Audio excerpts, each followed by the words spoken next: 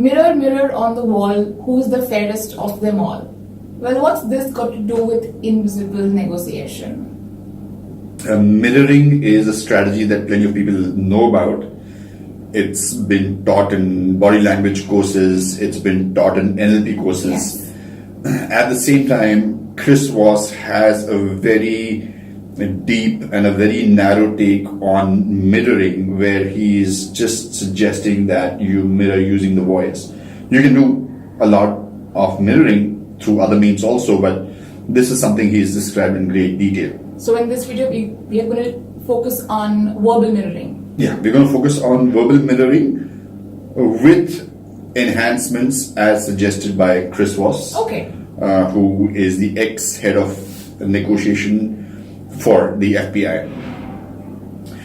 So he's given a lot of emphasis to the tonality, and that's again something that is taught in NLP, is he's broken tonality into three types.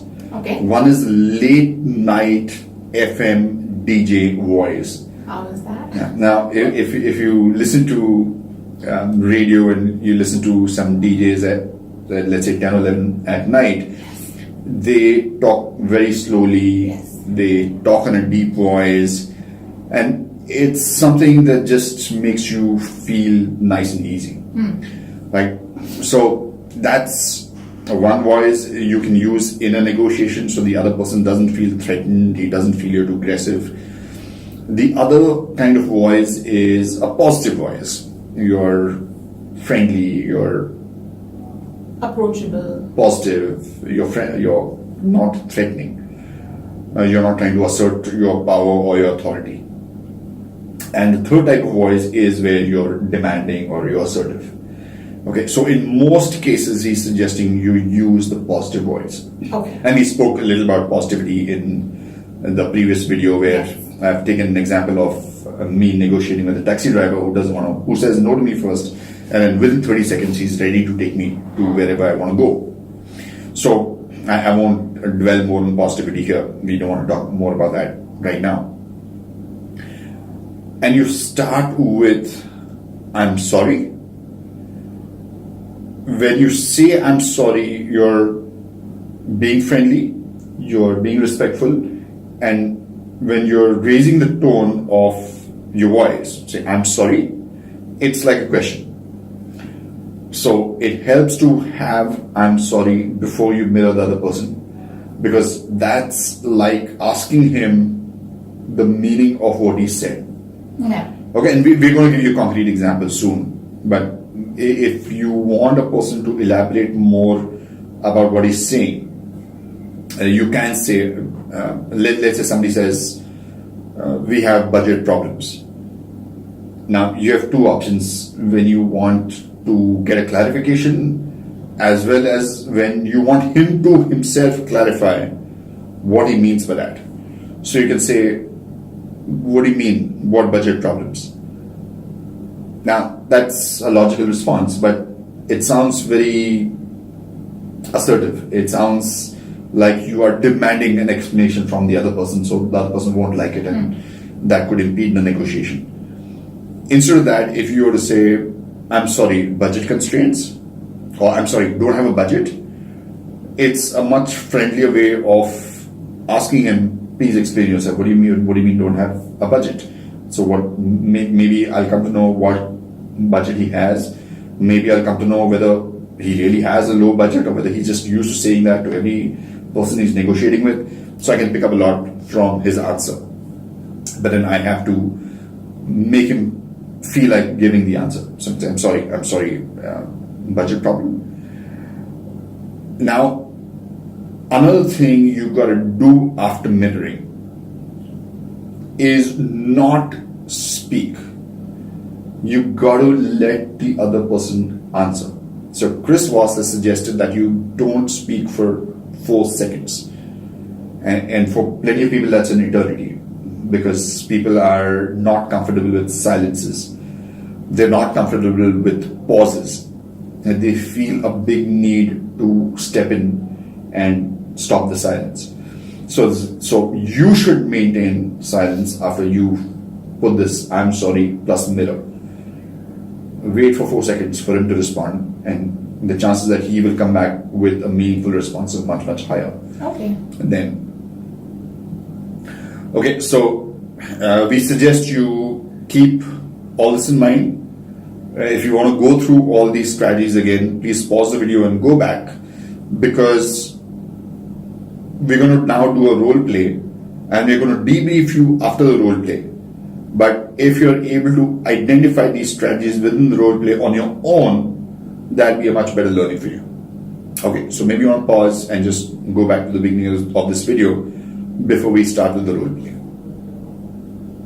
Okay, so we presume that you've done a recap and you've memorized all the strategies or the micro strategies we've described in this video so far. Now we're going to do a role play. In this role play, I am an unreasonable boss and Chetna is my junior. Chetna has just concluded a big deal. It's a very, very complex deal. It involves thousands of documentation, and she wants to obviously do it in a soft copy because that makes the most sense. But her boss is old-fashioned, he's a dinosaur, and he likes to keep things in a hard copy form. So I'm coming to her and I'm telling her, we need 2 hard copies of every agreement. Sorry, 2 copies? Yes, one for us and one for the client. I'm sorry. So you're saying that the client wants 1 copy and we want for our internal use? I didn't check with the client, so let me do that. Let me see if the client wants a hard copy. And I definitely want a hard copy for my records because that's my system. Oh, well, thanks for checking. But where do we keep our copy? Because there's no space in the file room. Anyway. Anywhere?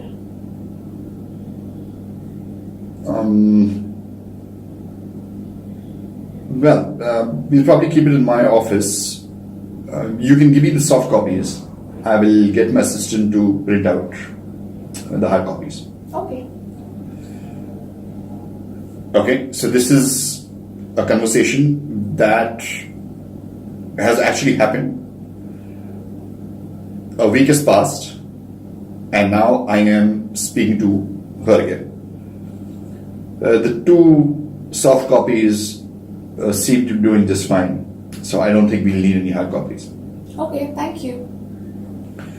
Now, the reason she was able to do this was because she had attended a course. This is an example in the book that was written by Chris Voss. This entire thing was narrated to Chris Voss by a lady who had attended his negotiation session. Okay, so she was absolutely thrilled, and she said, "This really works," and I'm a big fan of mirroring. Okay, so let's quickly debrief what's happened here.